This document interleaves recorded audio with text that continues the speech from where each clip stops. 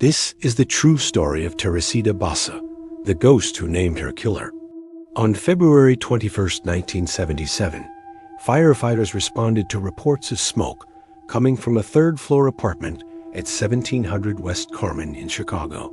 When they arrived, they found Teresita Basa's apartment filled with smoke.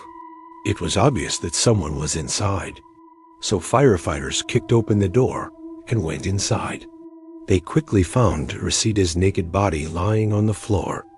She had been stabbed multiple times in the chest, and her killer had attempted to hide her body under a burning mattress. It appeared as though the fire had been set intentionally, and while the flames had not spread beyond the bedroom, the entire room was badly damaged. The most shocking thing of all, though, was that there were no signs of forced entry. Everything suggested that Teresita had opened the door to her apartment willingly. But who would want to hurt her? Teresita was a 33-year-old Filipino immigrant who worked as a respiratory therapist at Cook County Hospital. She was described as a hard worker who kept to herself and mostly stayed out of the way. There was no indication that she had any enemies at work. Outside of work, she was even less social. She lived alone in the small apartment with her dog, a black Labrador named China. She enjoyed cooking and eating takeout food, listening to music and dancing. And she liked to keep busy doing needlework, gardening, and caring for China. From everything we can gather, Teresita was a kind, gentle soul who meant no harm to anyone. She was also very private, though. Few people ever visited her apartment, so her neighbors didn't know much about her. According to her landlord, she had moved in a few years earlier and had always paid her rent on time. She wasn't loud and caused no problems. She just kept to herself. Police searched her apartment and found no sign of a struggle. Her purse, wallet, and identification were all there. Nothing appeared to be missing. On top of that, investigators learned that she had been seen alive and well after 8 p.m. on February. Her routine was to leave work around 4:30 p.m., stop by the nearby Jewel Osco supermarket to pick up food for the week, and then head home. On the evening in question, a neighbor reported seeing her entering her building at around 8:15 p.m. After that, no one saw her alive again. Teresita's colleagues at the hospital told police that they had talked with her on the phone at around 9:30 p.m. that night. At first, everyone assumed that she had met with foul play outside of work. But after a few weeks, the theory fell apart. Teresita had no known enemies. She didn't drink or do drugs. She wasn't involved in any gangs or illegal activities. There were no signs of robbery, rape, or any other violent crime. As far as anyone knew, Teresita hadn't even argued with anyone lately.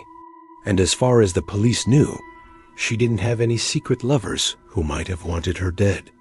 Without any suspects, investigators began to grow desperate. They revisited the crime scene and combed through every inch of her apartment again, but they came up empty. The case eventually went cold, and Teresita's family never received any answers.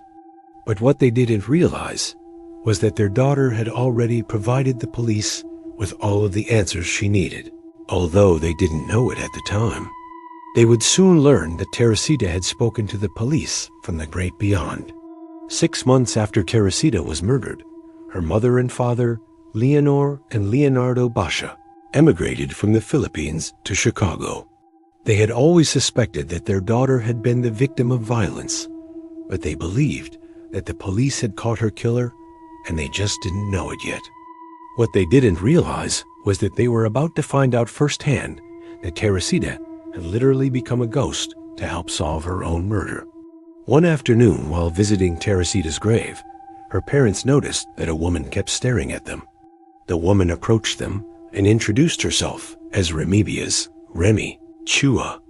She explained that she also worked with Teresita at the hospital and that she was acting strange because she felt like Teresita had sent her over to talk to her parents. Remy told them that she couldn't stop thinking about Teresita and that she was worried that her case would go unsolved. Then the strangest part happened. While speaking to the couple, Remy suddenly stiffened and her eyes rolled upward. She began speaking in Teresita's voice and claimed that she was the ghost of Teresita Basa. She said she was murdered in her apartment by a man named Alan Showery. Then she gave the details of how she was killed, including the fact that he had stabbed her in the chest before setting the fire. Teresita's ghost then told her parents that she had known Alan when she was alive. He had been a hospital technician in the X-ray department, and he had tried to date her once, but she rejected him. Alan had become angry and threatened to kill her. And then one day, he carried out his threat. The ghost said that Alan had come to her apartment pretending to fix her television. Then he attacked her and stole her gold necklace, earrings, ring, and bracelet. The ghost ended her message by saying that her killer now lived with a girlfriend and that her jewelry was with the woman. When the ghost stopped speaking, Remy collapsed to her knees and cried. She told Teresita's parents that she had no memory of what happened afterwards. And when she came to, she realized that she had scratches on her arms and palms and dirt under her fingernails. Her husband later told investigators that she had never shown any interest in the case until that day. As it turned out, Remy was actually channeling Teresita on several occasions between May and August of 1977. Each time she went into a trance, she would tell the ghost story and reveal more details about her supposed murder. For example, Teresita said that she had been stabbed 4 times in the chest and that Alan had worn gloves during the attack.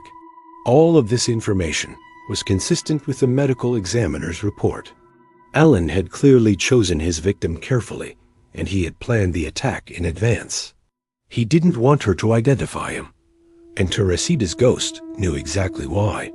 Teresita's parents were shocked by what they heard, but they weren't sure what to do with this new information.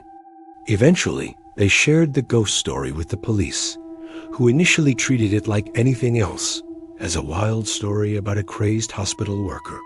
But there was one investigator who took the claims seriously, Detective John Schock. He interviewed Remy several times and recorded her in a trance state. Then he paid a visit to Alan Showery. At first, Alan denied knowing anything about Teresita's death. He admitted that he had dated Teresita after meeting her at work, but he claimed that they had broken up 6 months before the murder and that he hadn't spoken to her since. He also claimed to know nothing about her jewelry. But when Zek asked him if he was sure about this, he became nervous and clammed up. Something about his story just didn't add up. So the detective decided to pay another visit to Alan's home. This time, he went with a search warrant.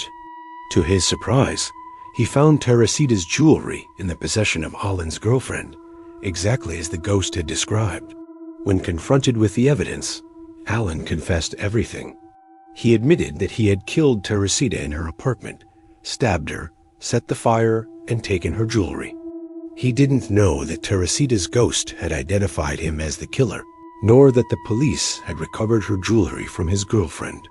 At the station house, he confessed to the murder in detail. He was charged with murder, arson, and burglary. He pleaded guilty to all counts and was sentenced to 20 years in prison. After hearing the news, Remy told detectives that she knew that Teresita would finally rest in peace. To this day, nobody knows exactly how Teresita was able to send her ghost back to deliver her message. Some believe that she used Remy as a vessel. Others believe that she simply chose a time and place to make her presence known, and that she whispered her message to the right person at the right time.